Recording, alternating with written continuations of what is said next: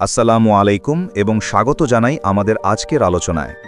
এমন কিছু বই থাকে যা আপনার চিন্তাভাবনার জগৎকে চিরতরে বদলে দেয়। ভিক্টর ফ্র্যাঙ্কলিন লেখা সেই ক্লাসিক বইটি নিয়েই আজ আমরা কথা বলবো, যার নাম ম্যানস সার্চ ফর মিনিং।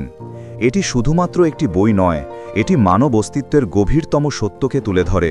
জীবনের অর্থ কী, চরম দুঃখের মধ্যেও বেঁচে থাকার কারণ কি হতে পারে। এই বই সেই প্রশ্নগুলির উত্তর খোঁজে। পর্ব 1, হোলোকাস্টের অভিজ্ঞতা এবং বইটির প্রেক্ষাপট। এই বইটি দুটি অংশে বিভক্ত। প্রথম অংশটি সবচেয়ে কঠিন এবং মর্মস্পর্শী, যেখানে লেখক ভিক্টর ফ্র্যাঙ্কল একজন মনোচিকিৎসক ও ইহুদি হিসেবে দ্বিতীয় বিশ্বযুদ্ধের সময় নাৎসিদের কনসেন্ট্রেশন ক্যাম্প যেমন আউশভিটস এবং ড্যাকাউ তার ভয়াবহ ব্যক্তিগত অভিজ্ঞতার কথা তুলে ধরেছেন। এই অংশে তিনি বন্দীদের মানসিক অবস্থার 3টি পর্যায় বর্ণনা করেন। শক, ক্যাম্পে আসার প্রথম ধাক্কা, যখন মানুষ বিশ্বাস করতে পারে না যে তাদের জীবন কত দ্রুত এক বীভৎস বাস্তবতায় নেমে এসেছে। উদাসীনতা বা অ্যাপাথি, এই দীর্ঘ পর্বে বন্দীরা কষ্ট, ক্ষুধা এবং মৃত্যুর প্রতি মানসিকভাবে উদাসীন হয়ে যায়। এটি ছিল নিজেকে বাঁচিয়ে রাখার একটি মনস্তাত্ত্বিক কৌশল, যেখানে জীবন কেবল দিনের পর দিন টিকে থাকার লড়াই হয়ে দাঁড়ায়। বিমুক্তির পর প্রতিক্রিয়া, রিঅ্যাকশনস আফটার লিবারেশন, মুক্তি পাওয়ার পরের অনুভূতি, যখন দীর্ঘদিনের মানসিক চাপ থেকে মুক্তি পেয়ে অনেকেই আবার সমাজের সাথে মানিয়ে নিতে হিমশিম খান। ফ্র্যাঙ্কল লক্ষ্য করেছিলেন যে সমস্ত বন্দী শেষ পর্যন্ত টিকেছিলেন তাদের জীবনের কোনো না কোনো উদ্দেশ্য বা অর্থ ছিল। কারোর ছিল তার প্রিয়জনের প্রতি ভালোবাসা, কারোর ছিল অসমাপ্ত কোনো কাজ শেষ করার স্বপ্ন, আবার কেউ বা তার ভয়াবহ দুর্ভাগ্যের মধ্যেও একটি গভীর অর্থ খুঁজে নিয়েছিলেন। তিনি বিখ্যাত দার্শনিক ফ্রিডরিখ নিৎসের একটি উক্তি উদ্ধৃত করেন, he who has a why to live can bear almost any how, অর্থাৎ যার বেঁচে থাকার একটি কেন আছে সে যে কোনো কীভাবে সহ্য করতে পারে। এই উক্তিটি যেন বইটির মূল সুর। পর্ব 2, লোগোথেরাপি, অস্তিত্বের অর্থ সন্ধান। বইটির দ্বিতীয় ভাগে ফ্র্যাঙ্কল তার নিজস্ব মনস্তাত্ত্বিক পদ্ধতির পরিচয় দিয়েছেন, যার নাম লোগোথেরাপি। লোগোস শব্দের অর্থ হল অর্থ বা উদ্দেশ্য। লোগোথেরাপি অনুসারে মানুষের জীবনের প্রধান চালিকা শক্তি হল উইল টু মিনিং বা অর্থ খুঁজে পাওয়ার আকাঙ্ক্ষা।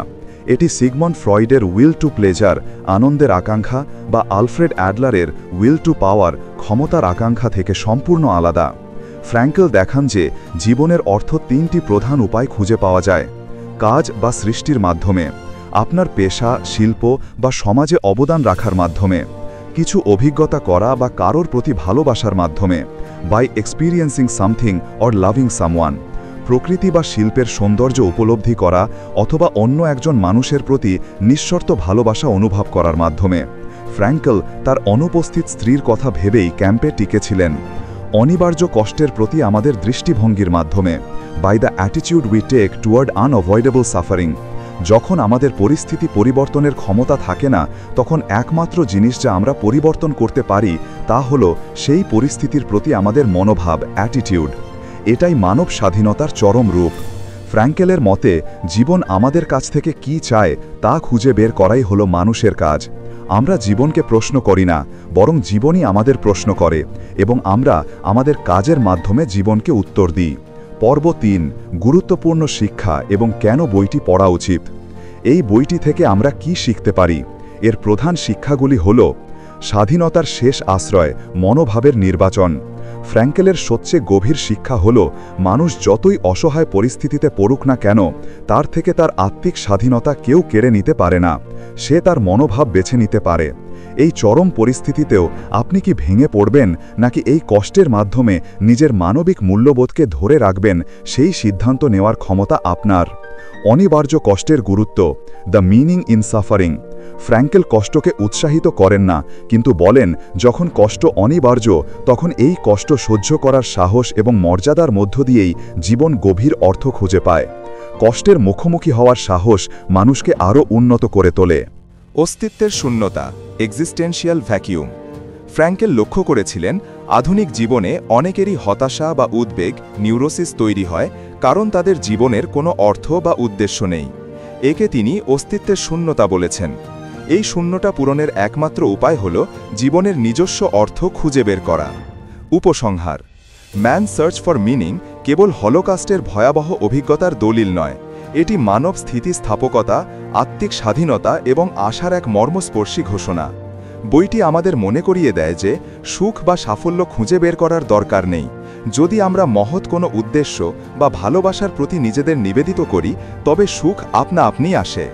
যদি আপনি মানসিক শক্তি বৃদ্ধি করতে চান, জীবনের গভীর অর্থ খুঁজে পেতে চান বা কঠিন সময় অনুপ্রেরণা খুঁজতে চান, তবে ভিক্টর ই ফ্র্যাঙ্কলারের এই বইটি আপনার জন্য একটি অবশ্যপাঠ্য ক্লাসিক। বইটি পড়ুন, জীবনকে নতুন করে প্রশ্ন করুন, আপনার জীবনের অর্থ খুঁজে নিন। ভিডিওটি কেমন লাগলো কমেন্টে জানান। লাইক, শেয়ার আর সাবস্ক্রাইব করতে ভুলবেন না। ধন্যবাদ।